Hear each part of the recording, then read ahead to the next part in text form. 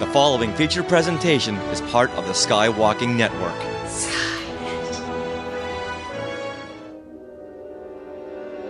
Welcome to Star Warsologies, the podcast about science and other academic fields of study seen in Star Wars. I'm one of your hosts, James Floyd. I'm a freelance writer for StarWars.com and Star Wars Insider Magazine. And I'm your other host, Melissa Miller. I'm also a freelance writer for Star Wars Insider Magazine, and I am the science writer at Nerdist.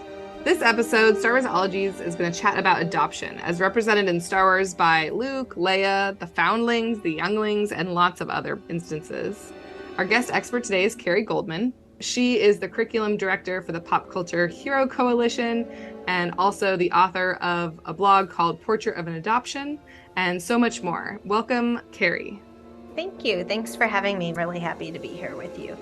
Yeah, no, I really appreciate it, and I'm excited. Once we started making the list of all of the different forms of adoption in Star Wars, it seems like it affects almost every person and every relationship that we've come to know and love. So I'm excited to get into it. That makes good sense because adoption really permeates our culture in many ways. I don't think people realize how many people they know who are touched by adoption or who were adopted or who have a sibling who was adopted or who placed a baby for adoption. It's amazing when you start talking about it. It's a really broad community. Well, can you quickly tell us a little bit about your personal relationship with adoption and, what those both mean to you? Sure. So my husband and I, Andrew, he is a very big Star Wars fan. We have our oldest daughter is through adoption. She was in foster care as an infant and we adopted her and she came home to us and her name is Katie. We have two other children, Dylan and Cleo. And when Katie was in first grade, I started writing a blog for the online community of the Chicago Tribune. So we live in Chicago, and the blog was called Portrait of an Adoption. And I would share observations and stories of what it's like. We were in an open adoption. That was, maybe 12, 13 years ago. And we were on the front end, really, of these open adoptions, and particularly in writing about it or blogging about it. Many adoptions from peers of mine when I was young were closed adoptions where you don't know the details or the history or the people that are involved on the biological side. So right. Katie's family, her birth family and our family are very close. We have a loving relationship, and I would write about it. Every now and then I would write about other things that would happen. And in November of, it was 2010 now, my goodness, it's been so long. Katie came home one day from school and she said to me, I don't want to take my Star Wars water bottle tomorrow. She had a Star Wars lunchbox, a Star Wars backpack, a Star Wars water bottle. You raised her right, clearly. Yeah. And she said her Star Wars water bottle was too small. It didn't hold enough water. And then I watched her rummage through the cupboard and pull out a pink one with a butterfly on it that happened to be smaller than the Star Wars one. It set off my mom radar, like, this isn't adding up. And I said, really, that water bottle's smaller. And she started to cry. And she said there was a group of boys that was following her around at lunch and at recess, telling her, girls can't like Star Wars. It's just for boys. You're not allowed to play with it. And when people are being mocked or bullied, they tend to respond in one of two ways. They either lash out and fight back, or they shut down and try and deflect. And in this case, Katie was, shutting down and trying to deflect. So I wrote a blog that night about it, saying anti-bullying starts in the first grade. And I wrote what was happening. And at the bottom, I put, the last line was, hey, if there are any other female Star Wars fans out there who see this, can you drop Katie a line of support? We're everywhere. And this was in 2010. So, a different world than it is today. Yeah. Needless to say, the Star Wars community found this post and had Katie's back in a huge way. One of the many, many people who wrote to my Katie was actually George Lucas's Katie, who said to my Katie, I know what it's like to feel different. I'm adopted too. I'm a Star Wars fan too. She was saying to my little girl, it's okay to be different. We've got you. It was very lovely. And that was sort of our initiation by fire into the world of the Star Wars fandom. Right. And I continued to do my writing around adoption, but there were more eyes on it because more people were interested in Katie's story. And I had a vast pool of people who wanted to share their own stories. Mm-hmm. And so when I started doing my series, which was called 30 Adoption Portraits in 30 Days, I would give my platform basically over to someone else, one after another. And the reason I did it in 30 Days of November is that November is National Adoption Awareness Month. Okay, so there's a lot of publicity around adoption and adoption awareness in November. In the first year or two of the series, many of the stories that were submitted were by adoptive parents. And many of those stories were just really, the glowing, positive story of we wanted a baby, we were sad, we had a hole in our hearts, we had a home, and we filled it. As the years went by, I started receiving a lot of submissions that really deepened the dialogue around this blog, because many of the submissions were from adoptees who were older, who were talking about the pain, the loss, the sadness, the feelings of abandonment, the holes. When you look then into the lens of pop culture, when you bring that lens of adoption, the deeper lens of all the layers of loss, pain, and love that surround adoption, you can look at these stories, whether it's Leia or if it's, Grogu with his foster dad, who's Mando, right? My husband and I had a debate, like, what would we call this relationship? Is it a foster dad? Is it an adoptive dad? But you can see that on all the different sides, there's yearning and there's pain as much as there is love. Yeah. Talking about just the fandom's, embracing of Katie is really powerful to me. I mean, I'm a woman. I've been a Star Wars fan for as long as I can remember. It definitely came down from my parents. So I'm curious, did, Katie's fandom interest in Star Wars, did that come straight from you and your husband? That's a great question. That is a great nature versus nurture question you've just asked, because I actually addressed this in subsequent articles about Katie. Katie's birth mom, who we have a relationship with, not her birth father, was not really a Star Wars fan. It wasn't something she knew or paid much attention to. However, my husband is a huge Star Wars fan. And from the earliest of ages, Katie really gravitated towards our fandoms. You could see that she wanted desperately to be like mommy and daddy. My husband is a huge White Sox fan. We're big pop culture fans, Star Wars fans. This was a kid who was wearing her White Sox onesies and her Star Wars onesies before she could talk. I remember taking her to Target when she was 6 and getting ready to start first grade and saying, have at it. What do you pick your lunchbox, pick your backpack. Yeah. And there were a sea of pink, princessy backpacks. And she made a beeline for the Star Wars one, because she wanted to be like dad. She wanted to be like her family. It was that nurture that she wanted to identify with. Amazing how powerful it is to see those shared fandoms. It transcends the bloodline. That really reminds me, I don't have kids myself, but I went baby registry shopping with a friend who was pregnant in 2019.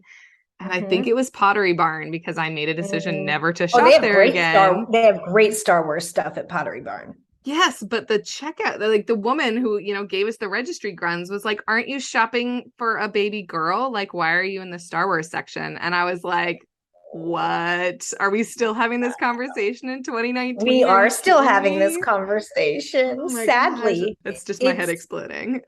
Well, and I feel like we've made progress in some ways, and I see how far we've come even since 2010, and yet every couple of years I see another viral story of some little girl who has been told Star Wars is for boys. I do think we're making progress, but those gender marketing norms are really strong.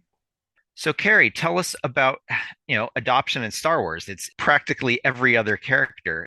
Something that I think is very interesting, when my daughter, through adoption, Katie, had her experiences with being bullied for being a Star Wars fan, she received a lot of letters of support. And one of the letters she received was from Katie Lucas, who is the child of George Lucas, who is also adopted. And so because I know that he had a child, at least one through adoption, it is no surprise to me that we see adoption as a theme playing out in Star Wars. And as someone who's an author, I'm not an author, and I will tell you, you write what you know. You write what you live, and then you expand it with your imagination. So if you're a family with adoption and one of your children has come to you through adoption, it's not a surprise to me that you would build adoption into so much of the storyline. I don't know if everyone knows that George Lucas had a child through adoption, but it certainly does add a little bit of insight into a pro-adoption stance in the shows. The world of adoption is fascinating, and it's in flux.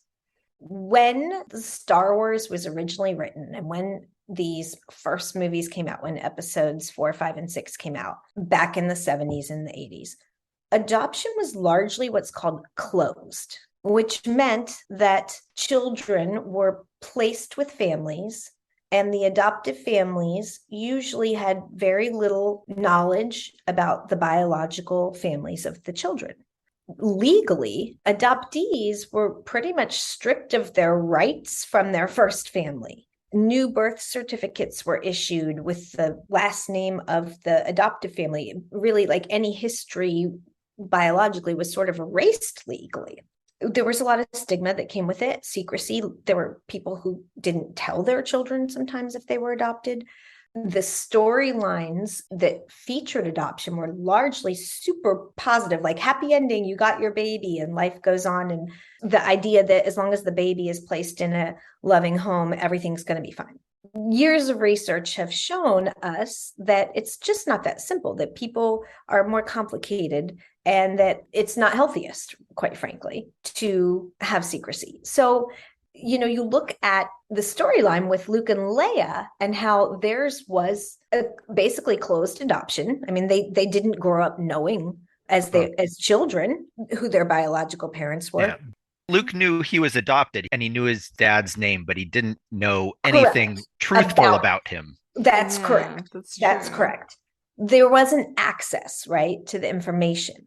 And so that makes sense to me, that follows how adoption played out in the 70s and 80s. Even if you knew you were adopted, that was a full stop then. You didn't have Facebook and relationships and, birth family reunions.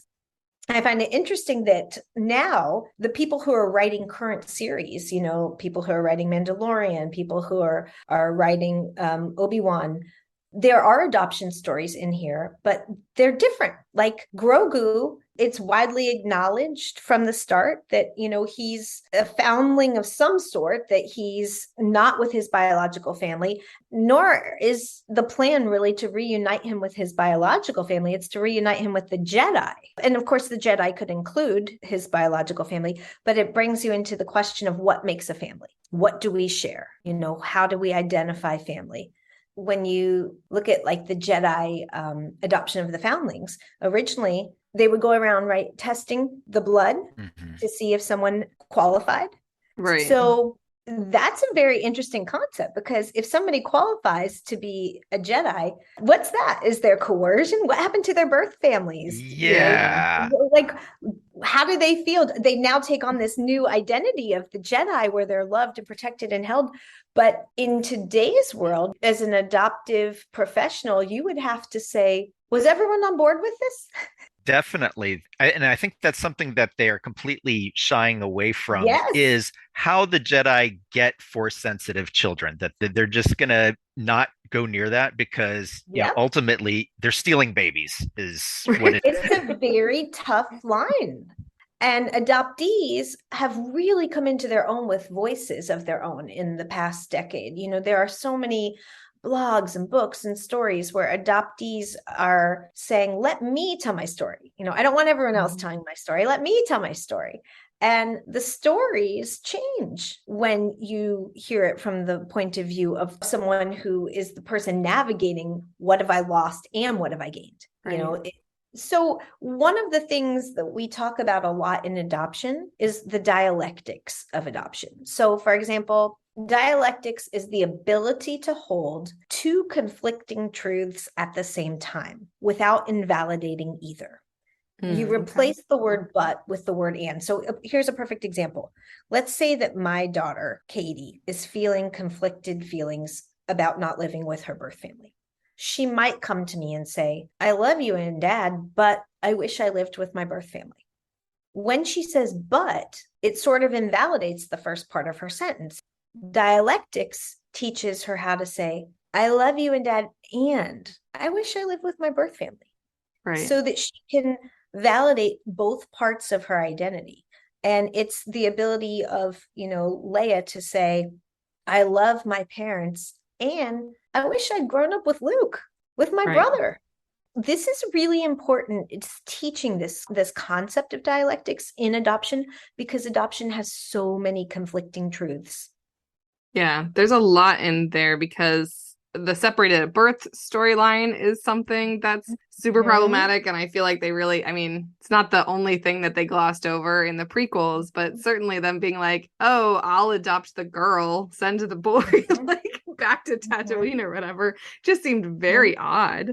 We get, a little bit more insights into that. And I was encouraged to see, Luke's childhood with Owen and Beru and, that sort of relationship more. But it's just an odd thing. And I'm assuming the world is this way a little bit. There are some separated at birth stories. So fascinating. And what also is fascinating is Andrew is my husband, and we were thinking about this after we saw Obi-Wan. At the very beginning, Leia, there's this scene where young Leia is really pushing back against being dressed up all fancy. Remember, she's having her hair done and she's being sort of put into the clothes, and she doesn't want it. And her mom says to her, listen, this is how this family dresses. This is what this family does. This is what it means to be in this family. Like, this is what you have to do. And that is such a fascinating metaphor for how hard it can be sometimes for an adoptee who might feel like, I don't quite fit in and I'm chafing against this. And maybe I look different, or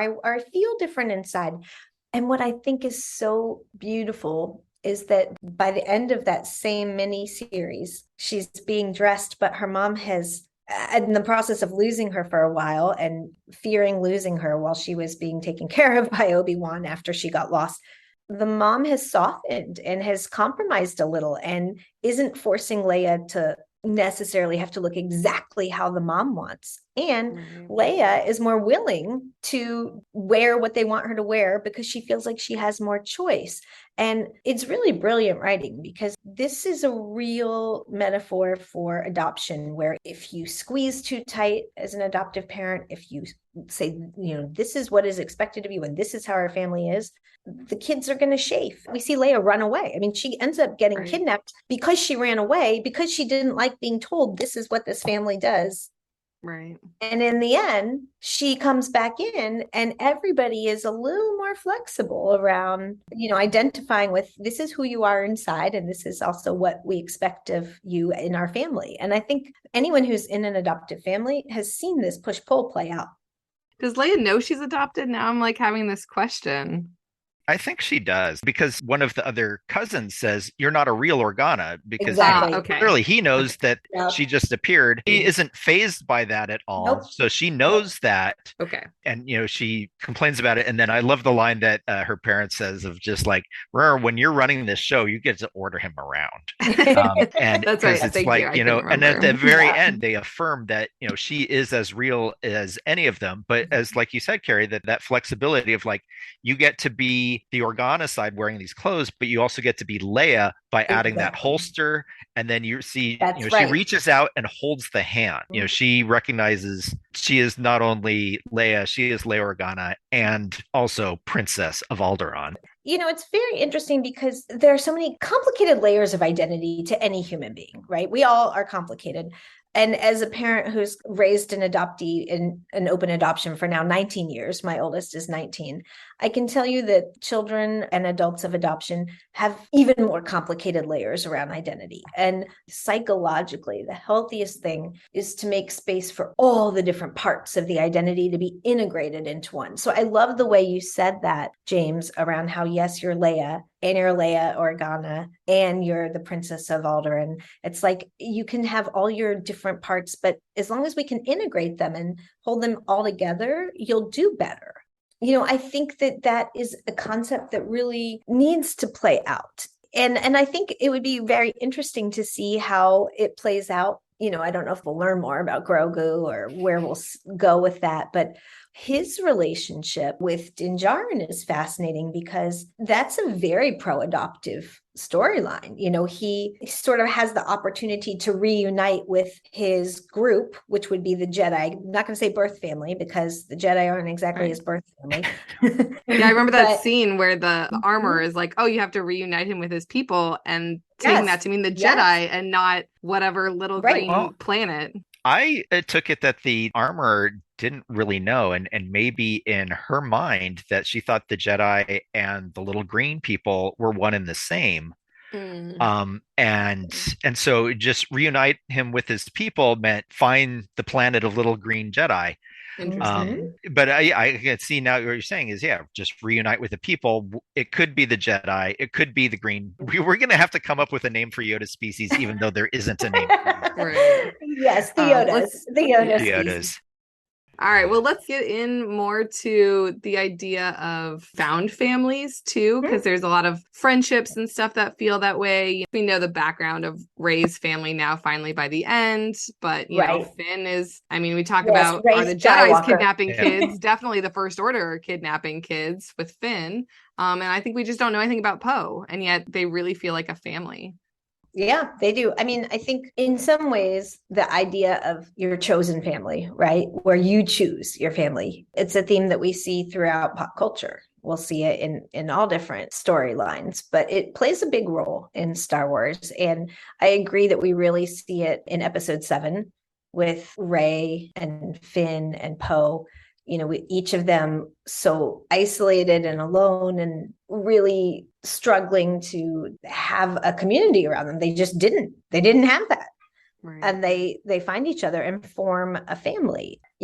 Family, we don't have to look the same. We don't have to be the same race. We don't have to be the same bloodline. And as we're seeing, nor do you even have to be the same species if you start to look at family in Star Wars, because Star Wars has so many different species, and we see these cross species foster care that happens. For example, Mando is fostering Grogu for all intents and purposes, and that's across species. What I do think is that adoption is a concept that we can use as long as we're talking about sentient beings. So if you say, well, is BB-8 part of the found family or C-3PO? It starts to get complicated because you have to be like, okay, are these sentient beings? Who is available to be part of a family? But then I think about how we love our dog as if he's a member of our family, Right. Yeah. The idea of what makes a family, it depends on who's answering it. I would like to posit the theory that maybe Grogu is Din Djarin's foster parent. Is there anything to that? Because I see it a little bit like, I don't know. I get that Grogu is very childlike and we literally call him the child and stuff. But, Din Djarin was certainly in need of some family and some stability and, some childlike wonder or whatever that I feel like he's really gotten from this relationship. Yeah. I think, I don't know if I would go as far as saying that the child is the parent, but certainly it adds a whole new layer to Din Djarin's character as he becomes a parent, not necessarily by immediate choice, but by a simple action he takes that then steamrolls into, I've now got a son, that I'm now space dad and I have space son. Not to be confused with Space Dad Kanan from Rebels. I think it just gave Din Djarin such a sense of purpose. When I became a father, it gave me such a sense of purpose, and it was a learning experience for me because as you learn things about, not only taking care of a child, but realizing what it is to be a parent. And all the responsibilities. The responsibilities, and it changes who you are. And so, we see that with Din Djarin changing. It realizes, I can't just do the same things I did before because now I have to dedicate so much time Right. for And that's this the and that. comedy bits too. Like when he's trying to keep Grogu from eating the frogs, right? Like the frog spawn. There's comedy there because anyone who is a parent knows that feeling of, oh my God, you turn around for 1 second and your child's eating another species, the last of them, The last of committing it. genocide right there in the back of the spaceship. Okay. This is actually really helpful because I, as like a, conservationist and biologist and animal lover, I have serious issues with Grogu because he keeps killing things. But you're giving me at least a little bit more patience with the idea by reminding me that toddlers do this sort of thing. There's just lower stakes. Well, they have very poor judgment, right? They just have poor judgment. They have no judgment. Sometimes they're just not thinking. Although I will say that teenagers too. Sometimes just aren't thinking. I mean, I have poor impulse control and I'm turning 40 this week. So, I can't really judge, I guess. Impulse is a complicated thing. As a parent, there's that feeling of I blinked, I turned around and oh my goodness, the mischief. And so he finds himself in the role of father or father figure of having to be the disciplinarian, the enforcer, the provider. But it's also fascinating because Grogu is not a helpless infant, right? This is not a typical infant adoption where you have a powerless infant. I mean, Grogu is an incredibly powerful force and has the force. So that's complicated too. Is that an older child adoption? Is that an infant adoption? What would you consider that to be? No, and I'm totally open to the idea that I don't have the same perspective on it because I'm not a parent. That, to me, it's almost more of a like two-way sided, we're both influencing each other for the better. Yeah, no, but when you pointed out, Grogu clearly is, because I hang out with enough toddlers to know that, definitely Grogu is still in that phase. Right. He's like the wise, powerful toddler. It's actually a very terrifying concept. Yeah. And I think that goes back a little bit to the Jedi procuring Force-sensitive children. I'm sure there's a lot of parents that are like, yes, please take my child. They're levitating things and throwing them around the room, and we don't know what to do. And so it's like, please help. Like the school for the gifted, the Jedi. Right. Gifted. Exactly. It's interesting because going back to that idea of what is a family, what do children need to be raised? What do children need to be raised with love or with attachments? When we see someone who has abandonment issues, who has attachment issues, someone who's gone to the dark side of the Force, because they felt rejected or unloved, what are all the things that played a role in that happening? And that is a story I think that very much relates to the concepts of adoption, because I think that we all struggle with fears of abandonment. We all struggle with attachment. We all struggle with our dark side, but it's made much more real in someone who has an origin story that includes adoption. There is a very real history where someone has been separated from their family, and that never disappears. What's interesting is that it plays out differently in different people. Some people do very well. Some people have good relationships and function quite well and are doing okay. And some people are gutted by it and are not okay and not ever okay. Some of the questions that we ask in the world of adoption are what supports are in place, or what relationships are in place, or what happens that allows one person to grow up with security and stability and not another. And we see some of that when we look in the Star Wars world too. Like if you're being raised as a stormtrooper, we see that when Finn is trying to hide his horror and his trauma watching the villagers be murdered that first time. Like if you're parenting in your family, if the norm in your family is not to talk about your emotions or not to talk about your feelings, that's going to be a harder path for you. And so, it's just very interesting to see. I think the Jedi themselves are very interesting because a lot of the teaching is not to feel attachment, not to feel the emotions, not to feel the love, because it makes you vulnerable. And of course, we see this, right, with Anakin Skywalker. What happens when he feels his attachments and his love to Padme? They blossom into fear. The psychology of Star Wars is so rich in so many ways.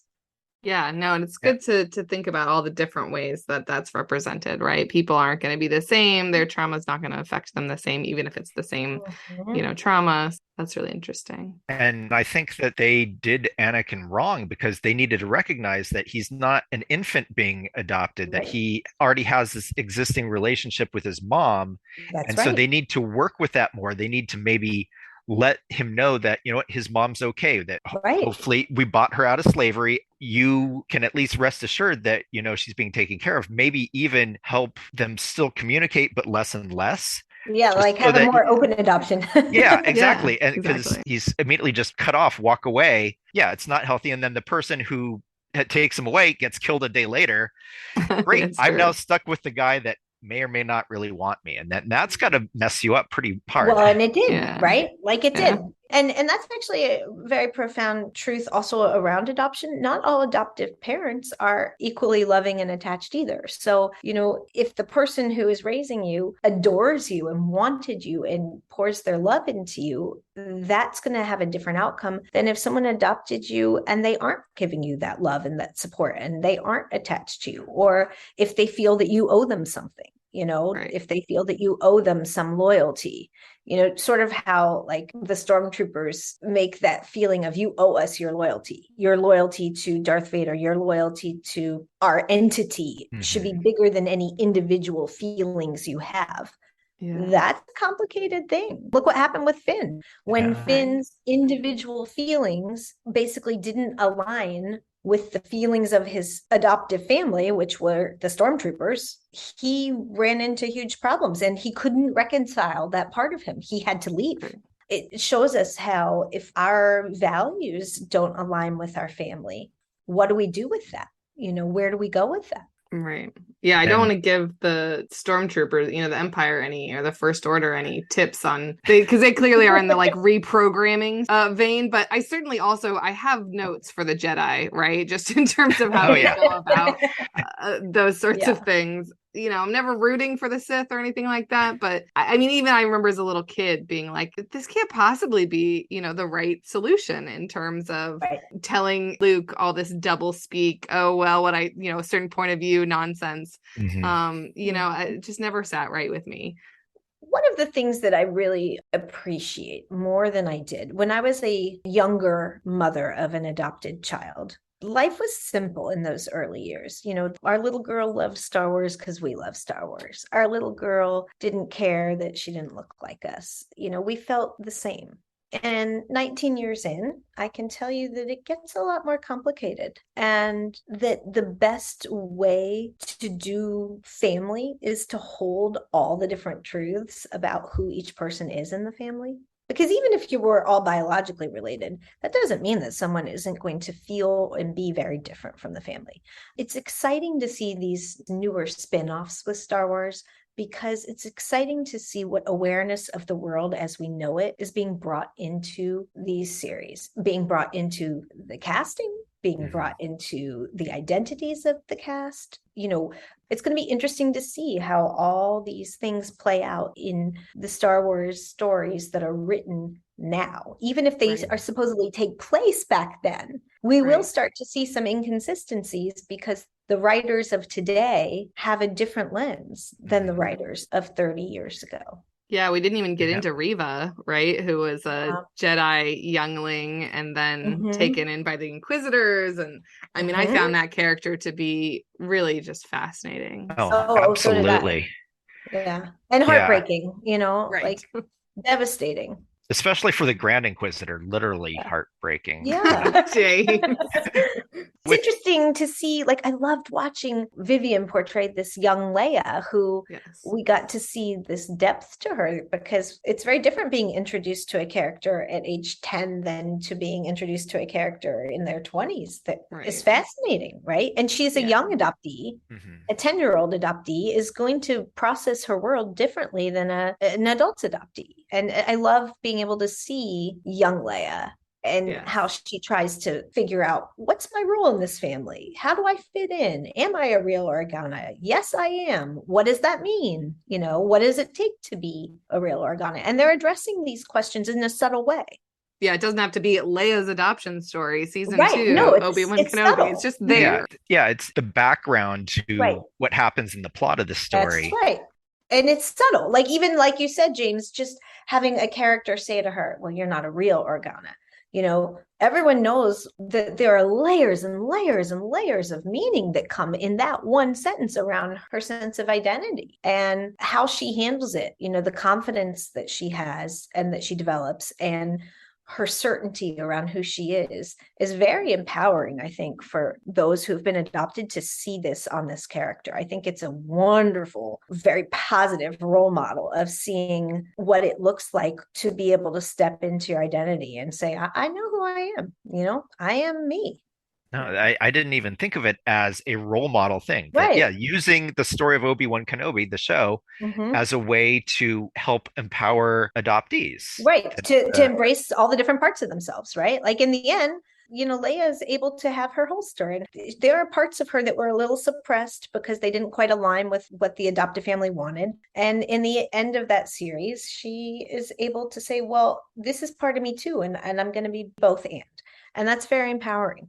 I think it almost works in reverse with Owen and Beru, that, their acceptance now of Obi-Wan as the uncle that gives them the toy is like they've embraced now the fact that, Luke is not just their adopted son, that he also has a larger role as the son of Anakin Skywalker. Yep. It's allowing the open adoption part in, right? Like, our daughter obviously always lived in our house, but I would send letters to her birth mother. I would mention her. We would show a picture. It was like, yes, you do have attachments and links and other people in your life that are outside of this immediate core adoptive family. And I like that they show that. It's a really very expansive, sort of collaborative, empowering, positive way to spin it.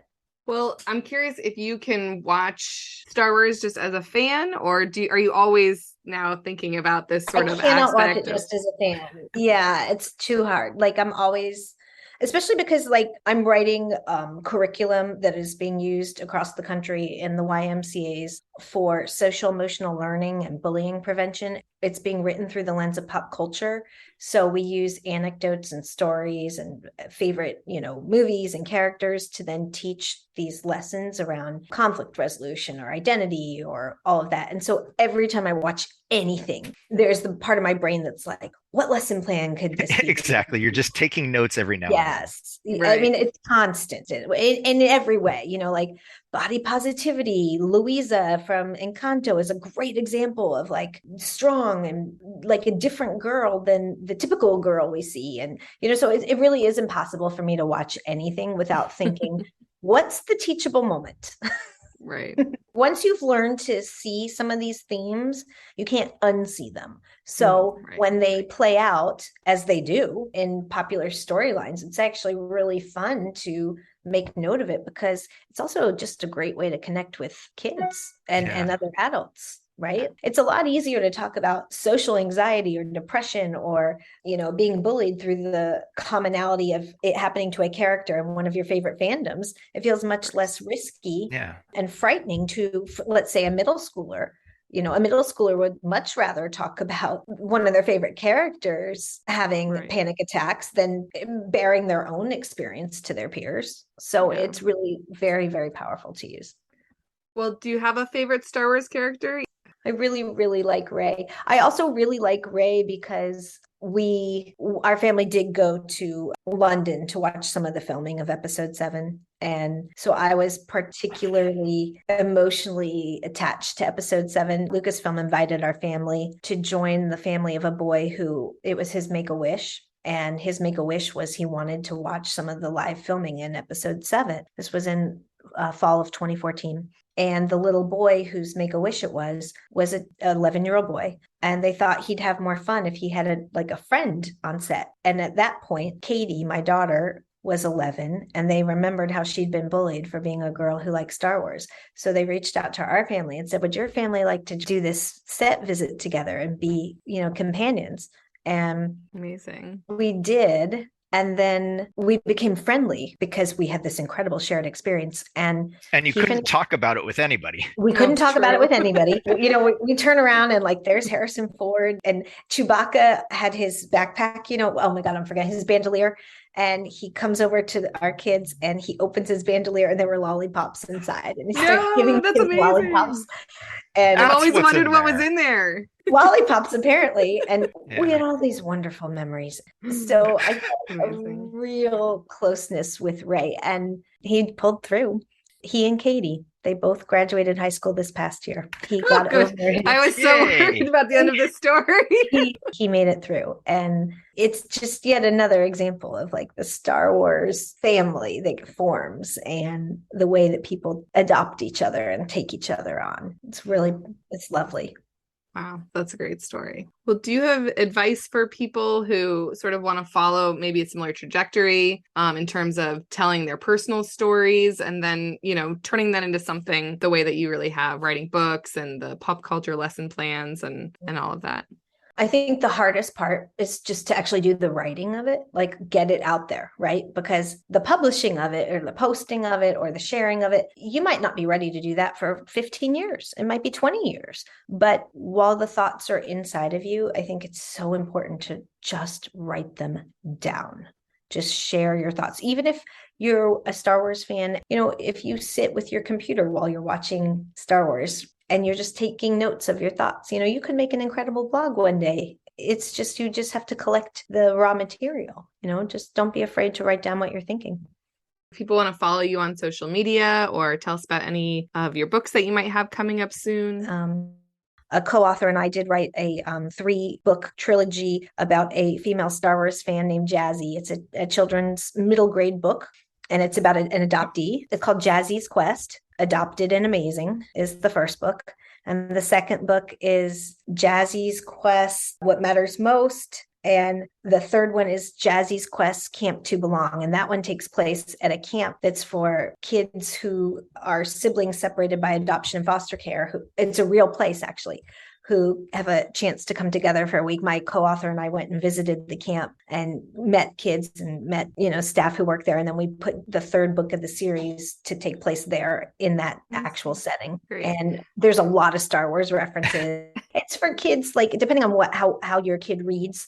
It's chapter books, and each book doubles the length of the one before. So Jazzy's Quest, Adopted and Amazing is like a short chapter book for maybe 8-year-old, 9-year-old. The next book's a little longer, and the third book is a little thicker to read. Twitter is at Carrie M. Goldman, and on Facebook, I'm Portrait of an Adoption. Great. And we'll put links to all of that. Well, Carrie, I really want to thank you for all your time and your insights and sharing your personal stories and talking this all through with us. It was fun. A pleasure. Thank you so much for coming. That wraps up this episode of Star Warsologies. We want to thank our guest, Carrie Goldman, and we want to thank all of you for listening. If you have an idea for a topic for Star Warsologies or know an expert we should interview, let us know at Star Warsologies on Twitter and Instagram or at starwarsologies@gmail.com. That's Star Wars OLOGIES. We also have a fan group on Facebook, and please also rate and review and subscribe to the podcast on your favorite service. No topic is off limits, even whether Arabesh is an alphabet or just a font. We are part of the Skywalking Network, where you can also find a variety of other great shows about Star Wars, Disney, and Marvel, including Resilient Squadron, the Neverland Clubhouse, and the flagship show Skywalking Through Neverland. You can find all of these shows at skywalkingnetwork.com. See you next time on Star Warsologies when we discuss the importance of cellular and molecular biology in Star Wars.